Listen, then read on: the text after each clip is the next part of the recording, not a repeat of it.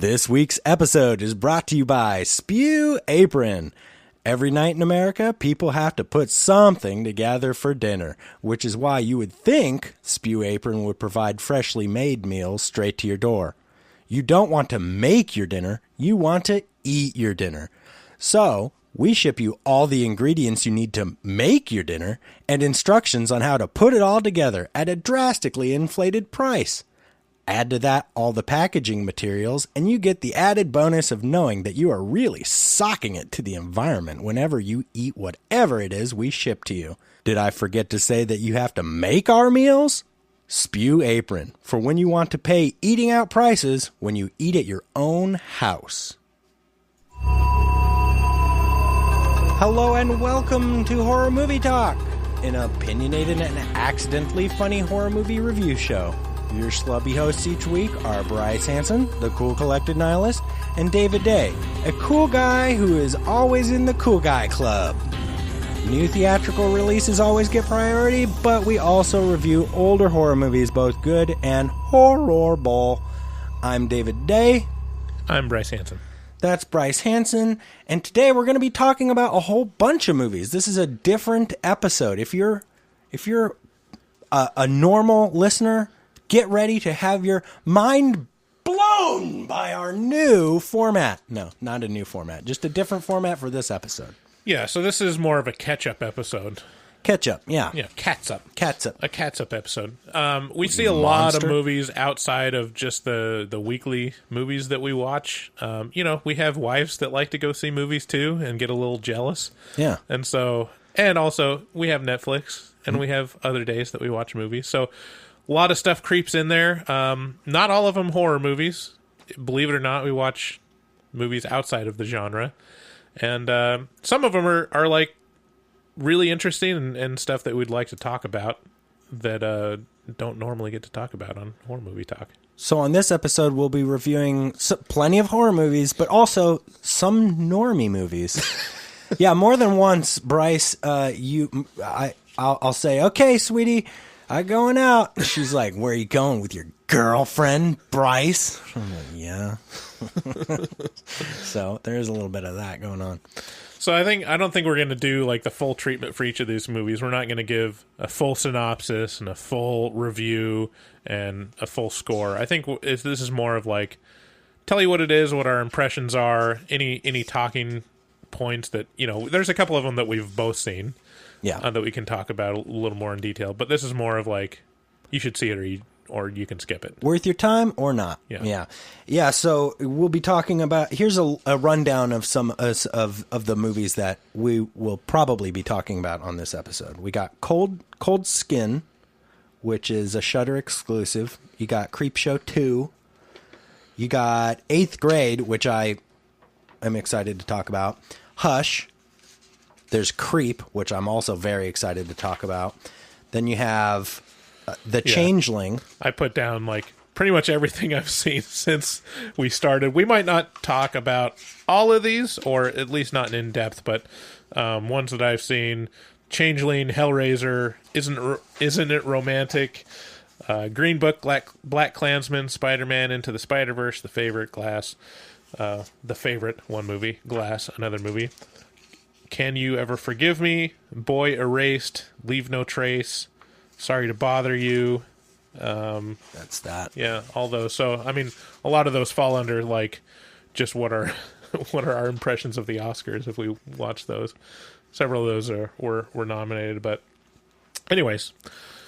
But before we get into that, first we're going to plug ourselves. We got horrormovietalk.com. Check us out over there. We have write-ups of every single review we do. We got a new blog. Oh, actually, I don't know when this episode will be released, so maybe don't take my word for that. But we got plenty of big, long blogs by Keith, our blogger. He's great. Also, check us out on social media. We're most active on Twitter and Facebook. You can find the links for those at our site. Again, that's horrormovietalk.com.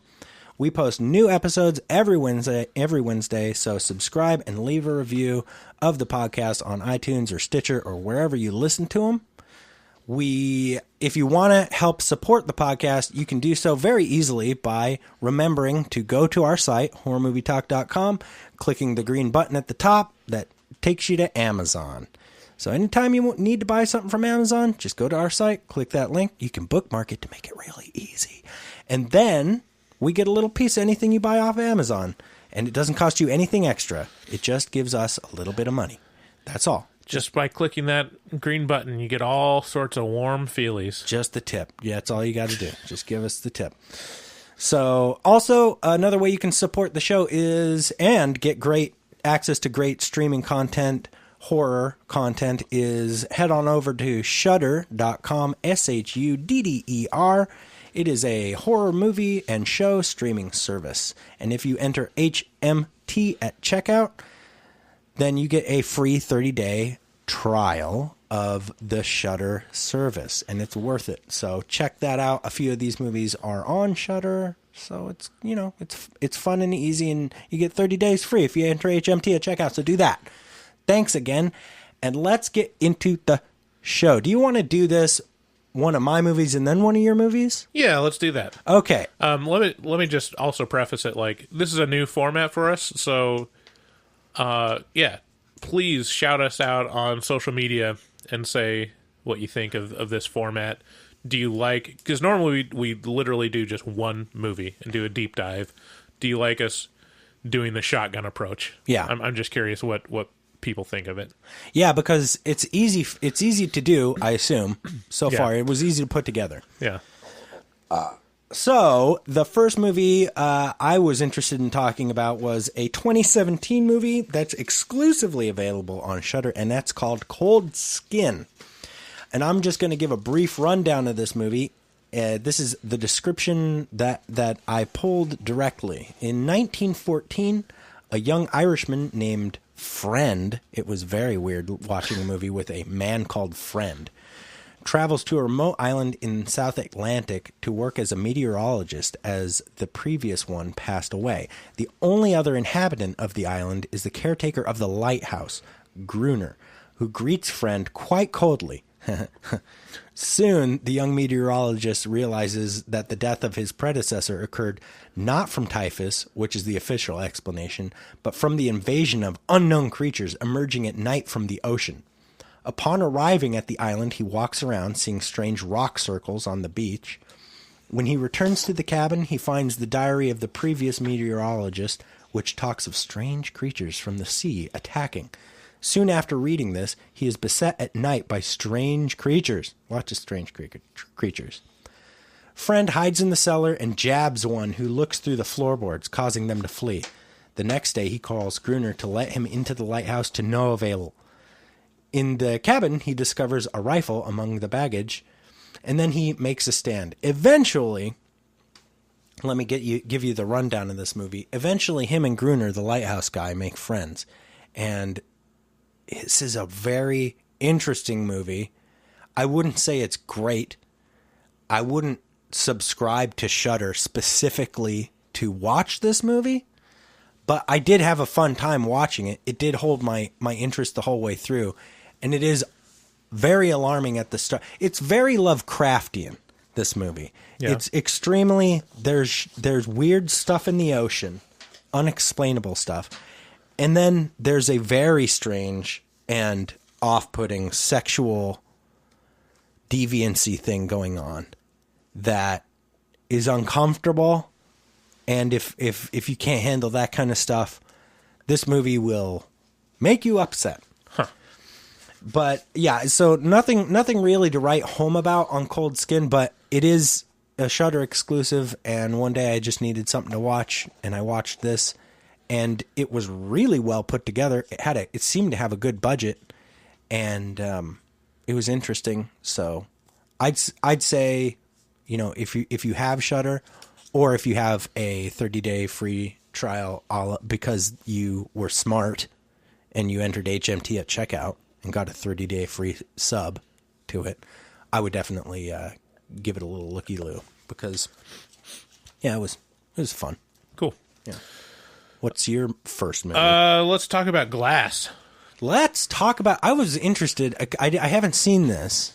So Glass is the third movie in the Unbreakable trilogy, I guess. Question mark? So M. Night Shyamalan, Shamalama Ding Dong. his second movie was Unbreakable and does not get as much love as it deserves. Definitely not.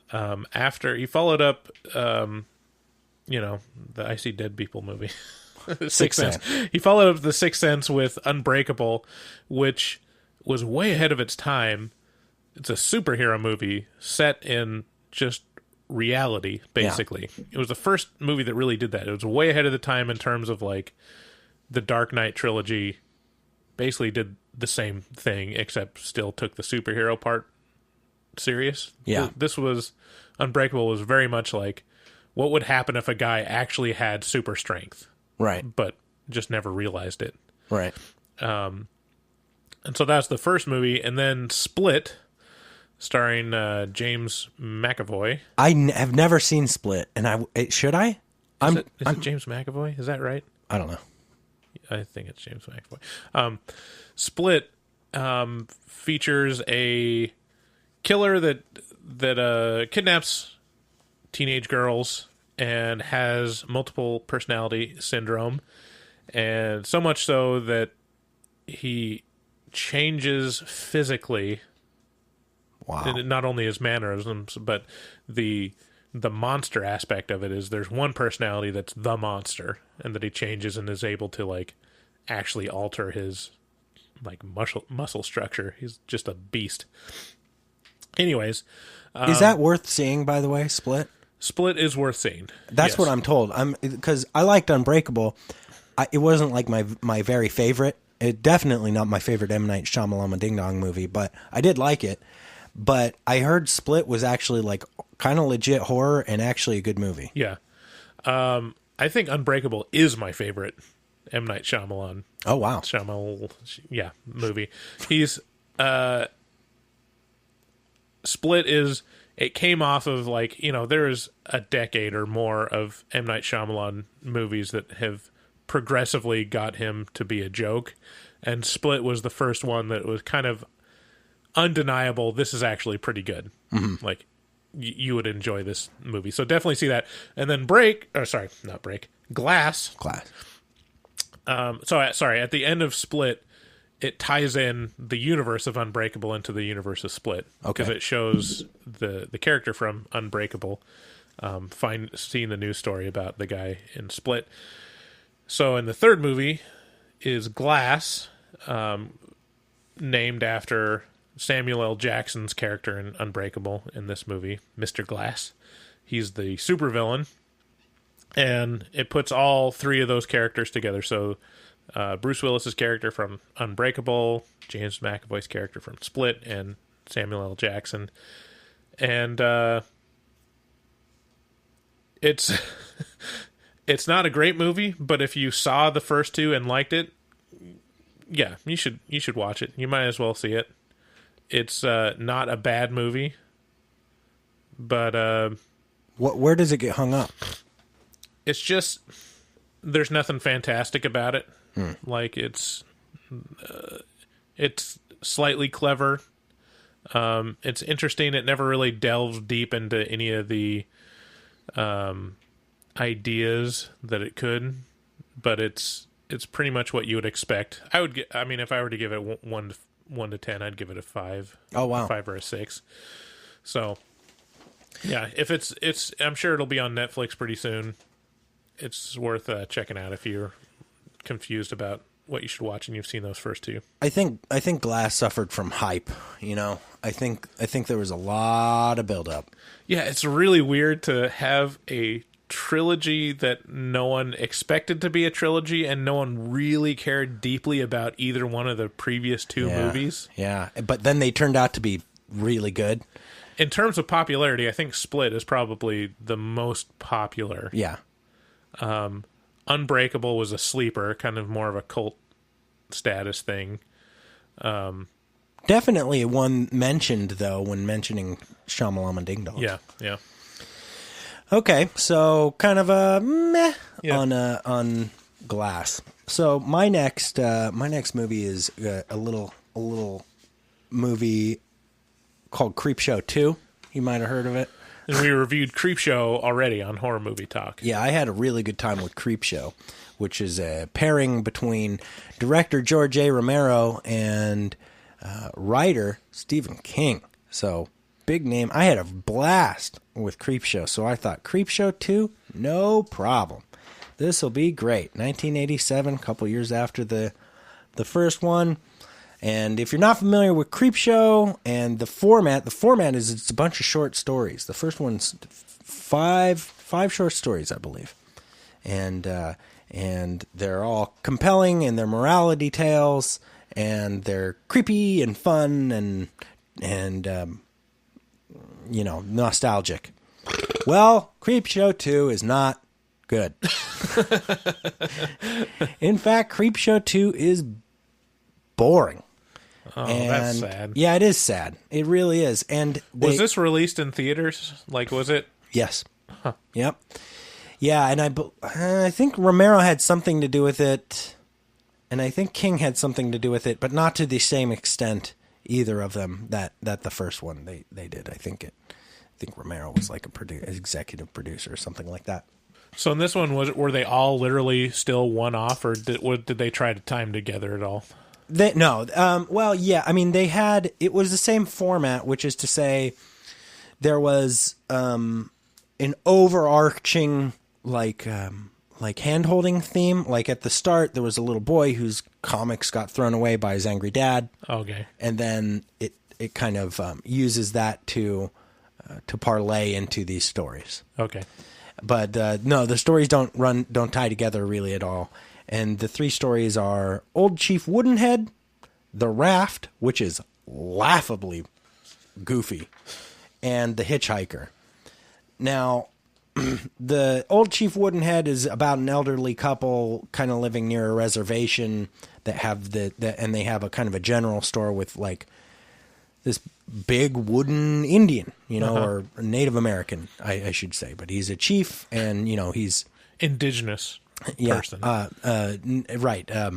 First Nation. Yeah. And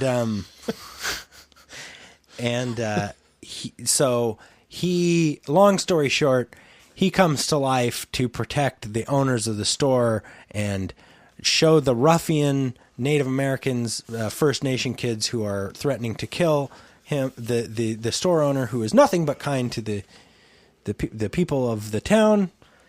It's just boring. The second one is The Raft, which it's like Mystery Science Theater 3000 level, goofy and terrible. Like it's just like, look how low our budget is, very low, which is impressive because the first one did pretty well in theaters, and I think the second one got a decent budget, but they just chose to like go so campy with it that they basically took a bed sheet, spray painted it green, and then added a bunch of frills to it, and then put it on a lake and made it a bad guy.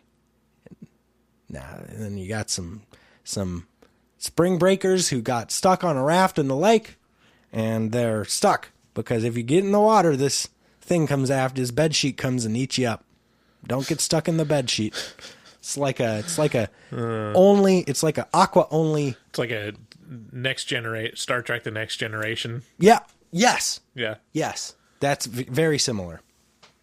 And then you get The Hitchhiker, which I can't even fucking remember what that was about.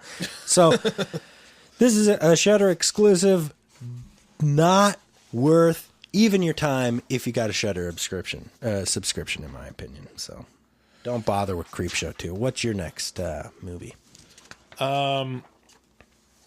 This one I really liked. It's called Sorry to Bother You. I think I talked to you about this. This was a movie, pretty indie small. It didn't have a huge wide release.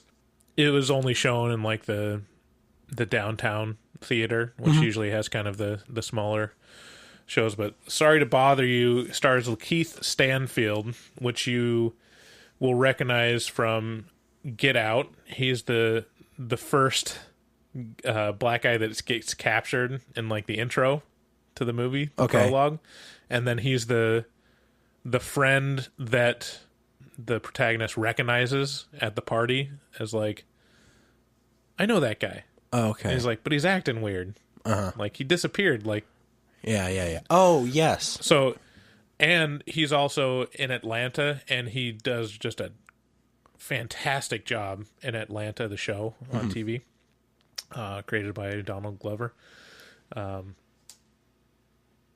Anyways, the movie is about him getting a job at a call center and learning that he can be much more successful by using a white voice. And so, and then there's sorry to bother you. Yeah, and the voice that he uses, it's either dubbed by David Cross or Patton Oswalt. Oh, wow. There's two whitest voices on Earth. So there's him, and then there's another black guy in it. I can't remember who it is, that they're like, you know, neck and neck for who's like the lead salesperson in this call center. And it's this weird, like, surreal movie, very much in the vein of like a Spike Jonze or Charlie Kaufman. Okay, sorry, jeez. So it's in the vein of like a Charlie Kaufman or a Spike Jonze movie, where there's lots of weird, just surreal imagery and stuff, and it ramps up over time to where Lakeith Stanfield's character is like drawn into this world, and he like gets deeper and deeper into it, into where it reveals what actually is happening, or what they're actually selling in over the phone. Oh yeah, that's the other part of it. Gosh, I should have prepared a little more, but it's like a dystopian future also. Oh, so okay. What they're selling is basically you're selling your life. Like, you just sign into this program, and then this company takes care of everything for you. It's got like your room and board, and you just work for this company. Oh. And so you're basically selling your body over to them. And then it's revealed towards the end, spoilers, is that they're they're taking everyone and making them into like genetic pork and human hybrids. It's just so disturbing. The chimeras are real! It becomes very suddenly disturbing. It goes Alex Jones all of a sudden. Yeah, it's weird. And then it's just... This is Sorry to Bother You. Sorry to Bother You. It's really good. Worth seeing. Worth seeing, definitely. Like, it should have gotten way more attention than it did. It's very unique. Probably not for everyone, but I would highly recommend seeing it. Do you recall? Did you see it you saw it in theaters? Your description of the thing that they're selling reminds me of. I'm spacing on the name of the show, but there was a show with Jonah Hill and Emma Stone on Netflix, and it was very surreal, and it was a lot of fun, and I had a good time watching it, but I can't recall what it was called. Yeah, I mean, it's like 80% normal movie. Okay. Sorry to Bother You. It's not like 100% surreal, but it's just off enough. That's why I love it. Is that it feels like a real movie, but it's just a couple things are like, what? That's strange. Like, what they said is strange, or how they're acting is slightly strange, or the world is slightly strange. Yeah. And then it ramps up. So, yeah, it's really good. See it. So my next one is 8th Grade, which you and I actually saw together. And this is not a horror movie at all, but also way scarier than any horror movie I've ever seen, bar none. Yeah. And panic attack inducing and hilarious. And 8th Grade is just a story about an introverted teenage girl who tries to survive the last week of her disastrous 8th grade year before leaving to start high school. And she's raised by a single father who loves her but cannot understand her because she's so hard to understand because she's an 8th grader. And oh man, this was so real. This movie was so real. Did you mention who it was made by? I can't remember. Oh yeah, Bo Burnham. The comedian. The comedian was the writer and director of this movie. this guy is unbelievable, so amazingly talented, powerhouse, man. Like, just right there with Donald Glover of just how are you so talented? Yeah, it's because everything he does is great. It's polished and it's better. It's different and better than anyone else out there in whatever venue it is. I don't even like his comedy that much. Like I can't get into it, specifically the musical stuff. It's just not for me. You know, it's for someone else. It doesn't mean it's bad. It's just no. Did you watch his special, the What special? Was it him on a dark stage with a lot of red lighting or like strange lighting and stuff like that? Yeah. I watched a good portion of that before I just went, this isn't for me. Man, that's crazy because I think that was one of the best, most creative comedy specials I've ever seen. I recognize that. It's just it doesn't tickle my funny bone at all. You're just not a big musical. I hate it. Guy. I really dislike. See, for me, like I watched that and I was like, okay, well, it's just literally the clock is ticking down to when Bo Burnham creates a Broadway play. That's just fantastic. Yeah, like, for sure. If the South Park guys can create a Broadway show that's the most successful, on Broadway, Bo Burnham will do that. Like, he's got the talent to do it. That's the thing about Bo Burnham is he reminds me hook, line, and sinker of Matt Stone and Trey Parker.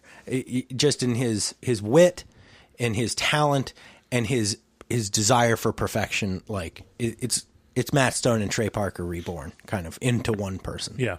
But back to 8th grade, this movie was so fucking real and so spot on. And furthermore, like, it really highlighted something that makes me terrified for my children, which is the role that phones and technology and social media play for a kid growing up now. Because you and I missed that boat by a good 5 or 6 years. Yeah. And man, they go way deep into the social media thing on this. Yeah. And it is horrifying to think about what little kids are growing up with now. Yeah, lots of shots of dark rooms with faces illuminated by screens, and it's haunting. It feels very familiar because in terms of like interpersonal stuff and the drama that happens in middle school, like, it's just a god awful time.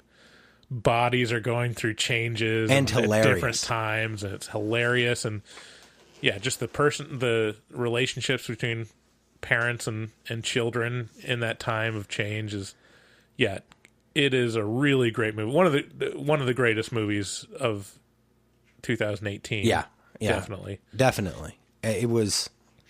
I bought this movie on Amazon. I didn't rent it. I bought it at like $20 because I was like, I need to see this again. I need to show Carrie this. You know? And I mean, notable is that they used all like literal 8th graders. Yeah, like the cast was kids, and it's impressive how good it is. How good they were in this movie. The pool party scene, the pool party in this movie. Oh man. Oh, just the awkwardness and how you don't feel good in your skin. Yeah. You just know your body looks gross to all the other kids who look great. Yeah, I sympathize so much. Oh man, and then like the weird kids that like they don't realize that they'd be great friends if they just get over themselves. Right. Kind of thing. And the kid who she should be hooking up with, who should be her friend. He was all my friends. Yeah. And probably me, therefore. Yeah. And he was so laser focused on all these dumb fucking things that didn't make any difference at all. He invited her over for dinner and they had chicken McNuggets and he had all of the dips. It was adorable. Laid out, and he had them lined up in a very like OCD way, and he's like, "Which one would you?" And he like presents them with his hand, like in this, "Which one would you like? You can have as many as you want, but I have all of them." Yeah, it's really great. The other like, just too real moment is when she's getting taken home by like an older guy, and he's man, it was very much like the Me Too moment. Of he's coming on. I can't even. I like almost blocked it out of my memory. He's coming on way too strong and kind of rapey a little bit, but not quite in that zone that you hear women talk about a lot, which is like, this was inappropriate. 100%. I felt attacked. Yeah, but also like it's this weird age where everyone wants to have sex. Like it's on everyone's mind at that age, to where like feels like everyone else is having sex, or everyone's like becoming an adult way faster than I am. So like I'm zoned in on this one person. But then when it happens to you, when the opportunity is there or something, you just like, it's like it feels off. It's like too real. Yeah. It's like this is not like puppy love. Like it's like someone is literally trying to get me to take off my clothes, and I barely know them, and all of a sudden it's like I don't know what to do with my hands kind of situation. And all the reactions are perfect. Like his reaction, even as the aggressor in this, like he does, like it's not he's not a monster. He's not a total monster. He's just a kid who's being driven crazy by his hormones. Yeah. And then his reaction is not like over the top like 80s villain. It's like just frustration and being like a little bitch. Yeah, being a total bitch. Yeah, great movie. Definitely, like if you want a movie to laugh and cry to, 8th Grade is it. Yeah, must see. Okay, this one, you've probably seen this one. Have you seen Leave No Trace? Leave No Trace. Catch me up. What is the one with? It was filmed in Forest Park in Portland. It's a story of father and daughter are living in the woods adjacent to Portland, Oregon, and he's like a vet, an army vet, and like has PTSD, and they're just living off the land, but then people discover him in this park and turn him into the authorities, and the people are like, you guys need like a house. You have a daughter, she needs to go to school. It's you're legally obligated to put her in school, kind of thing. And is it Jeremy Renner? I have not seen this movie to my knowledge. You would love it. Like, that feeling that you have of, it's Ben Foster. Ben Foster is the lead, which is, Ben Foster was in Hell or High Water, right? The brother to Chris Pine, right? He does a great job in this movie. Just a crazy good actor. Like he is one that, the movies that he's in, he does a great job and just melts into a character really well. I went back and watched Hell or High Water, by the way. And him in that, he's just giving me chills thinking about this one scene where those kids pull up in that new Camaro blasting that deathcore music, and he looks at him funny, and the kid's like all methed out or something like that, and he's like, "What? You want to go?" And he's like, he just looks at him like real calm, and he goes, "You thought there was 10 of me." And the kid's like, comes out with a gun, and then what's his name? His brother comes out and just fucking levels that kid. Oh man, getting chills thinking about that scene. Hell or High Water is just great. That's a 10 out of 10 movie. Yeah. Well, going back and rewatching it, I go 8, but I'd go 10 out of 10 still. I've rewatched it and I still love it. It is chillingly good movie. This movie, Leave No Trace, that feeling of you want to just walk away from it all and just live out in the woods? I have that feeling on a minute-by-minute basis. It's like a very Walden-esque kind of reaction. Well, in this movie, he does that with his 13-year-old daughter. He takes her out into the woods and they're just subsisting off of the land. And hiding, but then they get caught, and then it's just kind of the story of like the girl wants to, is exposed to society, and she's like, I kind of, it's pretty nice, like maybe we should do this, and Ben Foster's character is so damaged that like you realize like, oh, it's not like a choice. It's a mental illness kind of thing. It's really, really bittersweet and beautiful. You should really go see this movie. Leave no trace. Yeah. Yeah. You know, the thing about that, and one of the reasons why I have that inclination to leave and to just go live off the land so frequently is because having worked at the Forest Service for, 5 or 6 years, I remember seeing scenarios where people were doing that. They were basically, they were perma-camped. And furthermore, we don't think about it very often, but there is a large portion of society that lives quote unquote off the grid right next to our house. Yeah. And they are RV lots. Yeah. Places where you can just rent a little RV spot and just live. Those people are everywhere. Yeah. And they're not paying taxes and they don't have a piece of property and they just got to, they do some chores here and there and yeah. It's a weird subsection of society and there's a lot of mental illness going on there and I belong there. Yeah, this one, if I remember correctly, it actually is based off of a true story, and it was filmed in, and the true story was, if I'm remembering correctly, actually happened in Forest Park in Portland, which is literally like just a forest right next to Portland, Oregon, like just jammed up against it, and it's a really beautiful movie too. You should definitely see it. I'll check it out. Okay, so the next one is a horror movie from 2016. It's called Hush, and I believe you've seen this as well. Yeah, I watched this recently, directed by Mike Flanagan.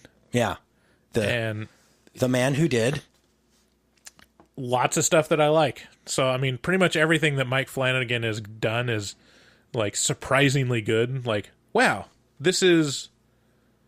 You read the plot of it and you're like, okay, this is going to be a pretty generic horror movie. And they are, but it's pulled off so well and skillfully that it's like must see. So Hush was one of those. Gerald's Game on Netflix. Gerald's Game is shockingly good. It's one of the best in recent memory. The mirror one, what was that one called? Oculus. Yeah. Haunting of Hill House, the series on Netflix. I mean, all these movies and that TV series are really, really good. Like, you expect it to be one way and it's not, but it's really skillfully another way. Bacon, ham, sausage. Dad, those all come from the same animal. Yeah. Rightly so. Rightly so. Some magical animal. Yeah, as it turns out, Mike Flanagan? Yeah. Yeah, Mike Flanagan. Just super real. I mean, it's like a Steven Spielberg-esque situation where it's like, you just know that it's going to be quality. Yeah. So Hush is a 2016 horror movie about a deaf writer who retreated into the woods to live a solitary life. And she must fight for her life in silence when a masked killer appears at her window. This is a movie that suffers from, it looks like a bunch of other movies, so people like looked over it. Yeah. Because it looks like Strangers. It looks like... It is a very home invasion movie. Yeah, it's a home invasion movie featuring... And like all the marketing materials, it shows the guy in the mask. The guy in the mask. Yes. And there was a bunch of those movies where it was just faceless people doing home invasions.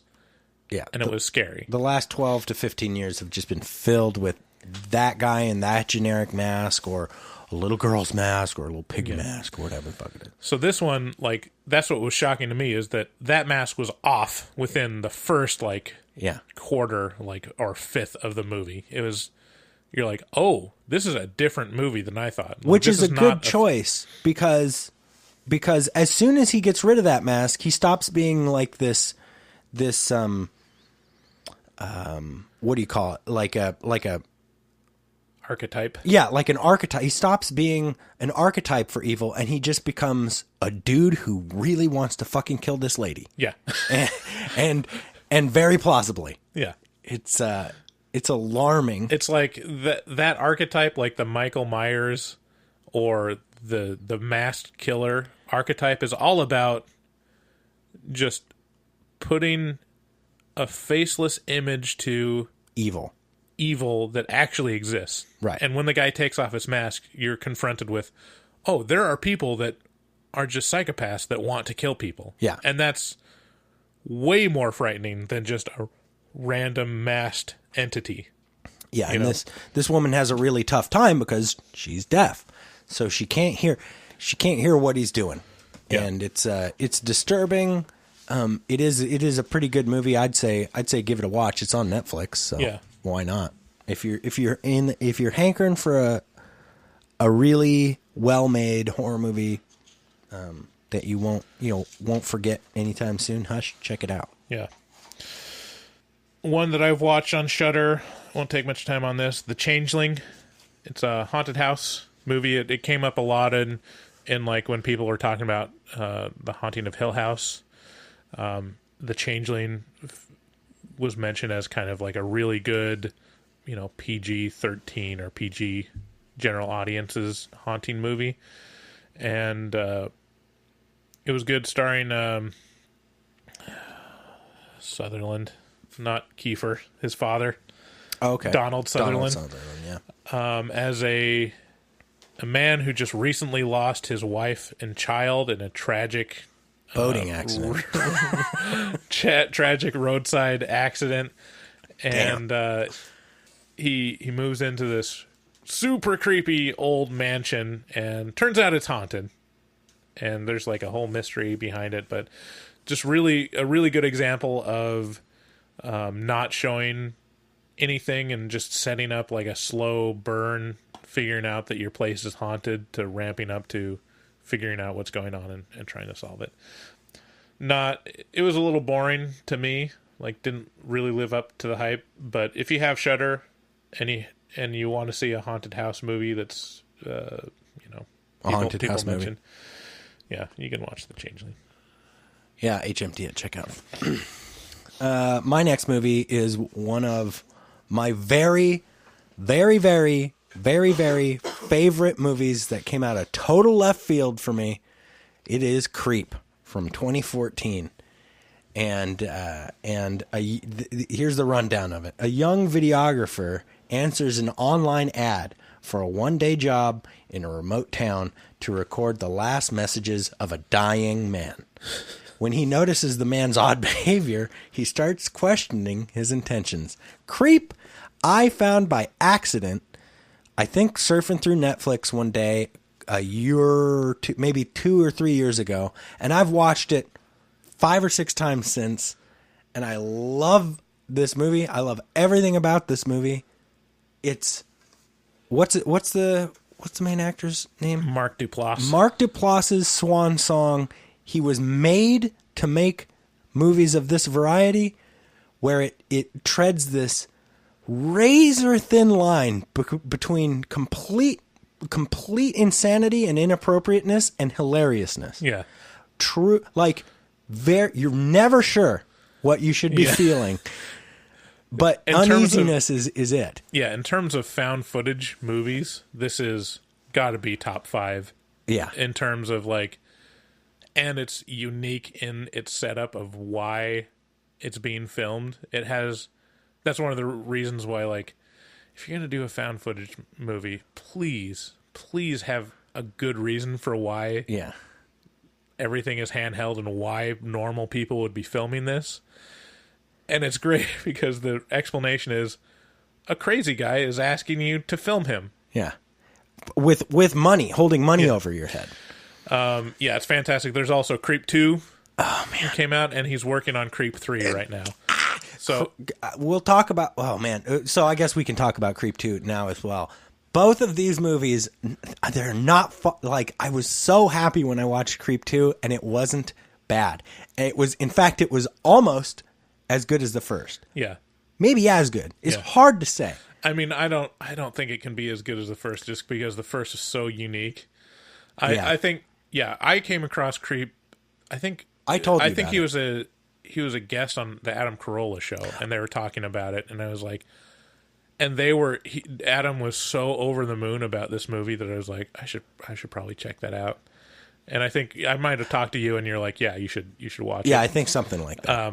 So I watched it on Netflix, and yeah, it's so good at putting you in a place where you are genuinely not sure where this movie is going. Like, you genuinely can't tell whether this guy is harmless or nefarious, and it jumps back and forth between those two so often that I don't know how he pulled it off. He's brilliant. He's the Steve Carell of of horror genre. It's like if Michael Scott was a serial killer, basically. It isn't even horror. Like, it kind of is. It's hard to classify this movie because it's just unease. Yeah. And funny. And like, awkwardness. It's fun and funny, and if you're scared of horror movies because of the imagery or just feeling very worried, this movie is good. You go or watch this on Netflix. Creep and Creep 2 are worth your time. They're one of my favorite. This is my favorite. I'm so excited for Creep 3. This could go on ad infinitum. I'd be okay with it. I can see how this would work. Creep 4, 5, 6, 7, 8. Like, just him running down the list of people. Okay, let me just block together the Oscar related movies, the movies that were nominated for an Oscar. So we've got Can You Ever Forgive Me, starring Melissa McCarthy as a woman that is a failed author or a floundering author, and she found that she could make money by selling forgeries of letters from prominent authors. Oh. And it's really, she does really well as like a dramatic actor in this movie, like surprisingly well. And it's a really great small movie. I recommend seeing it. It's a unique story and really great storytelling. I think she was nominated for Best Actress in that. It won Best... No, that's not right. And the guy was nominated for Best Supporting Actor. The Favorite we both saw, right? Yeah, I think we saw The Favorite together. No, I saw The Favorite with my family. Yeah, and this was directed by Yorgos Lanthimos, which directed The Lobster and Killing of a Sacred Deer, which we have an episode on. Have we released it yet? Yeah, we released it. I believe. No, I don't think we have yet. Oh, yeah, maybe not. It's worth checking out, in my opinion. Yeah, not so in Bryce's opinion. He's a super unique director. I love his style. And I love this style. one is the most general audience friendly in terms of plot. Absolutely. It's a period piece where the Queen of England is... Gotta keep the fucking King of England out of your face.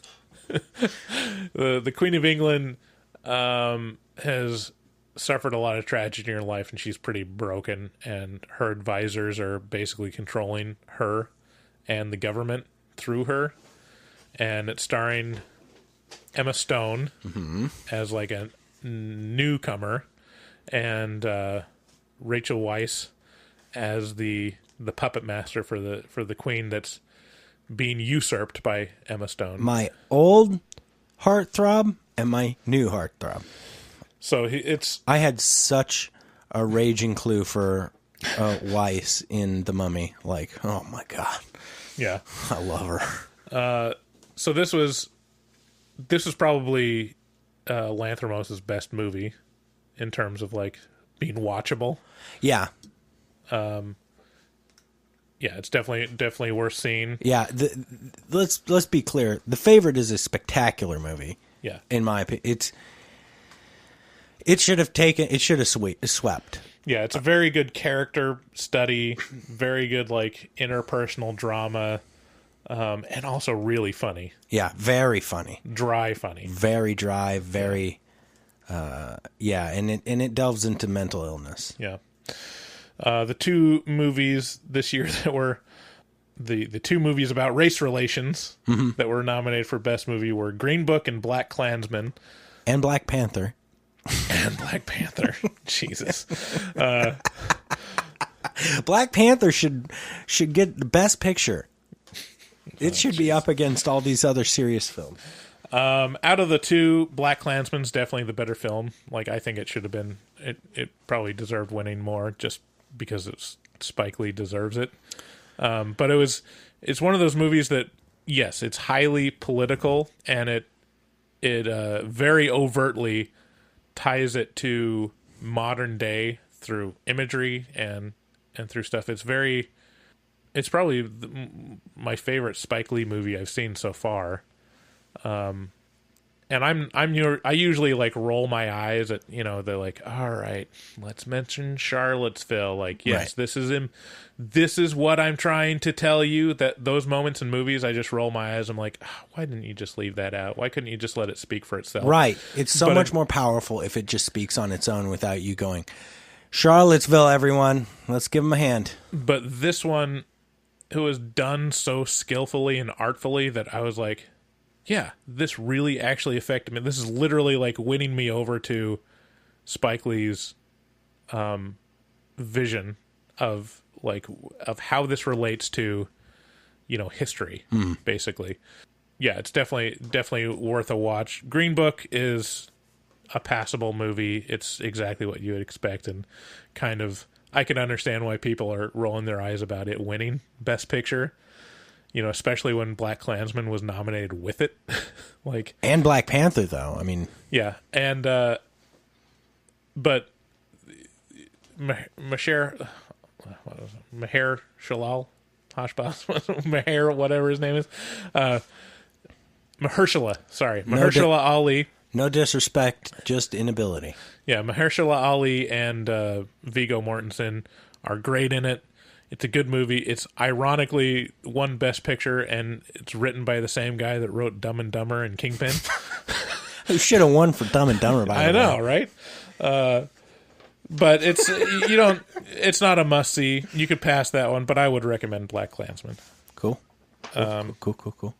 And the other final Oscar one is Spiderman Into the Spiderverse, which won for best animated film. I still haven't seen it. Haven't? I called this from a mile away, though. Everybody was like, "Oh, are you excited for Aquaman?" I was like, "No," but I tell you what, you should be excited about is Spider-Man Into the Spider-Verse, because I know somewhat of the story and where this is coming from and the characters that are involved in this. It's going to be great. And then everything I've heard about it since then has been like, you need to watch this. I'm like, yeah, I know. Yeah. I know. Yeah. I told you that many months ago. It's one of, if not the best Spider-Man movie, which is impressive. This could be, from what I'm told, this could be the best Marvel movie. Like, maybe, period. I mean, it's competing. I mean, it's definitely it's the best comic booky movie, right? Like it's which is impressive because it came from Sony. Yeah, because it's in terms of movies that are emulating comic books, not just movies that are using comic book as characters. Inspiration. Yeah, this is the best comic booky movie, right, that's ever been made. Yeah. Let's not forget Hellraiser. What did you think of Hellraiser? Yeah, I finally watched Hellraiser, and yeah, I get it. Yeah. Yeah, it's a great movie, huh? Yeah, it's really disturbing, and the gloopy special effects of him as everything he's is recomposing. so wet. It is really disturbing. It just feels like hell. And you're like, all right, yeah, this feels about right.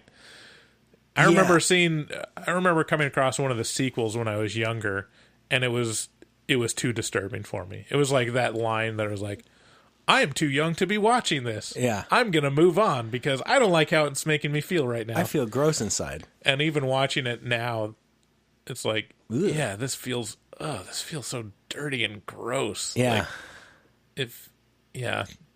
Hellraiser is a overlooked and underappreciated movie that I think now has that badge on it. People quote unquote in the know go, oh, Hellraiser, yeah, it didn't get the love it deserved. Yeah. So it's kind of on the back end, it's getting the love it deserves.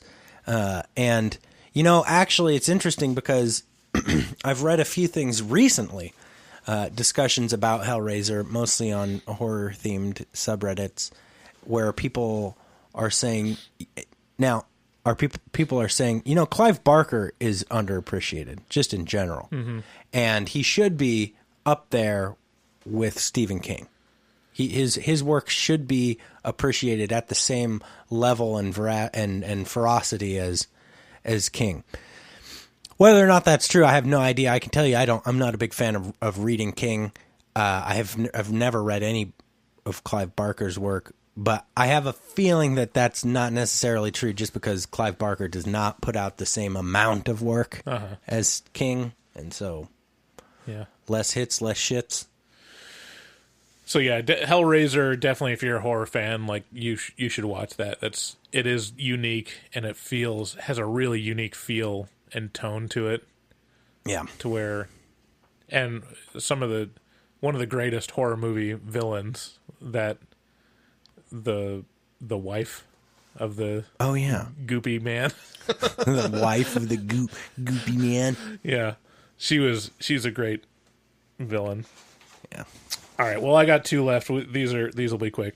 Recently saw Isn't It Romantic, starring Rebel Wilson, and this is a meta movie about romantic comedies. It's about this woman. It's played by Rebel Wilson, so she's like overweight. She's not your typical protagonist in a romantic comedy, and she grew up jaded towards romantic comedies because her mother taught her to be jaded towards romantic comedies, saying, like, this is not how real life works. Like, no man is going to come and rescue you. Look at us. We're ugly and fat, kind of thing. Yeah. I've seen this. And so she grew up, like, hating romantic comedies. And then she gets it's a very 80s premise. She gets her head hit and wakes up, and she's inside a romantic comedy. Like, all of a sudden, everything is like cookie cutter out of a generic romantic comedy, and a lot of like genre commentary and breaking the fourth wall kind of stuff.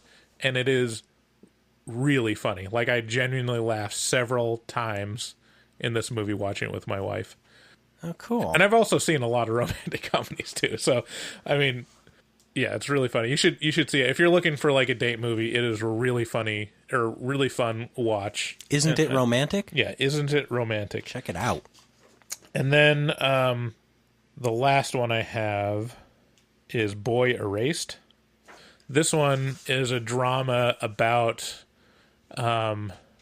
ex-gay therapy. Oh, so yeah. It stars Nicole Kidman and Russell Crowe as parents to the protagonist, which is played by some guy. Making movies, making songs, fighting around the world. I don't think it's Timothy. Let me look it up. I'm sorry. Timothy Leary? No, Timothy Chalamet, maybe. Let me look it up. Salad mayonnaise? Played by Lucas Hedges. You would recognize him from... Don't care! He was in Lady Bird. Oh, I liked Lady Bird a lot. Was he... Who's this guy? He was in Grand Budapest Hotel. Oh, that was a good one. He's got a face that you would probably recognize, but he's not... Anyways, so the boy in Boy Erased figures out that he's homosexual, and his father, played by Russell Crowe, which makes perfect sense, is a Christian pastor, and there is a super, super conservative Christian family, and they are devastated when he comes out to them. And so, his upbringing was this Christian upbringing, and he felt like, he was sinning being homosexual. So they sent him to this gay conversion therapy, or ex-gay, or what's it called? Reparative therapy. There's lots of different words for it, but they sent him camp for gay dudes. They sent him to this camp where they try to heal him of being gay. And, spoiler alert, it doesn't work out great. Antics ensue. This is this is a movie that's pretty, in terms of like feeling real, it's right up there with 8th Grade. Ooh. I'm not joking. Like, this isn't a movie that I want to experience. The thing about it is, like, there's no like over the top villain. Like, everyone seems there's just reality, real, and people have real motivations, and they just have real life fucked up ideas about what is acceptable and how people operate and the explanation for things. And so it's really fascinating watching it and seeing this guy go through it and struggle, like really struggle between coming to terms with what it means to be homosexual. Is it a choice? Can it be fixed? Like, are these people really helping anyone? And the other patients that are in the therapy, like, some of them it works for me. Some of them are, like going through it. There's a lot to unpack in this movie, but it's pretty dry. There's nothing like super dramatic about it that like lets you come away like saying like, okay, this is a morality play about this, even though it is.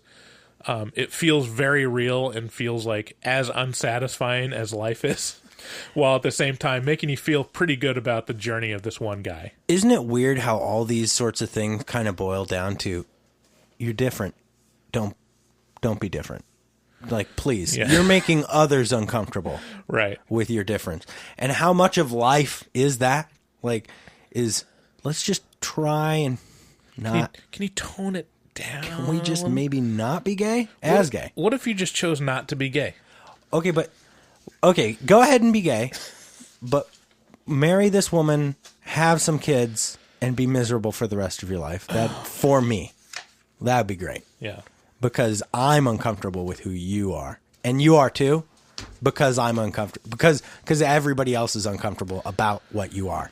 Like, yeah, I mean, this is like, this topic is really fascinating to me, so I really wanted to see it, and it's got a great cast. Why was it fascinating to you, Bryce? I mean, I grew up Mormon, and so this is a big part of like what I had a problem with the church, is how they treat homosexuality and like how their attitudes towards it. And, and I had a friend that was gay in high school, and he left the church, and it really affected me how like just wrong thinking about it, just like not being tied to reality. This isn't like, fair. This isn't what God would do, kind of thing. Yeah. Like, no. And just saying like, no, like, we love gays. Like, we love all people, but you're not defined by being homosexual. And it's simple. Just never be in a relationship with people that you love or are attracted to. Just be miserable for the rest of your life, and we'll be good. Yeah. And God will love you. It would make, like you said, it would make us feel more comfortable if you just didn't just stop. Just stop. Stop it. It would make us feel better. Yeah.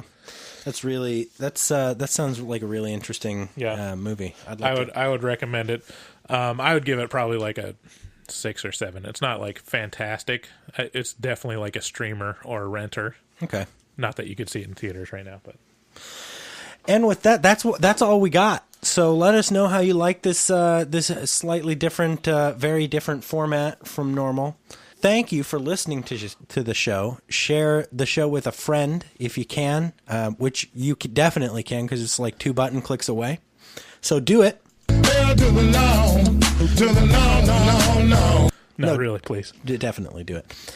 Also, if you want to support the pod, remember, check out our website, horrormovietalk.com. And anytime you got to do any of your shopping, go ahead and click through the link at the top of the page. It's green. Bookmark it. It'll bring you to Amazon. And then from there, you can do all your shopping. It doesn't cost you any more. It just gives us a little piece. You don't even have to leave your house. You can sit. You can drink your wine.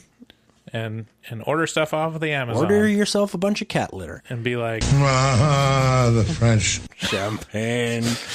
So another way you can help support the show is head on over to Shudder, SHUDDER.com, the horror movie streaming platform for movies and shows. And if you enter HMT at checkout, you will get a free 30-day trial of the service instead of a 7-day free trial. What? Yeah, you get the full 30 days instead of the 7-day. And then if you choose to, pay for the service, I believe it's like $3 or $4 a month if you subscribe for a year. So not a big ask. So head on over to Shudder, HMT at checkout. And thank you so much for listening. We love you very much, and have a great rest of your day. Bye. Bye.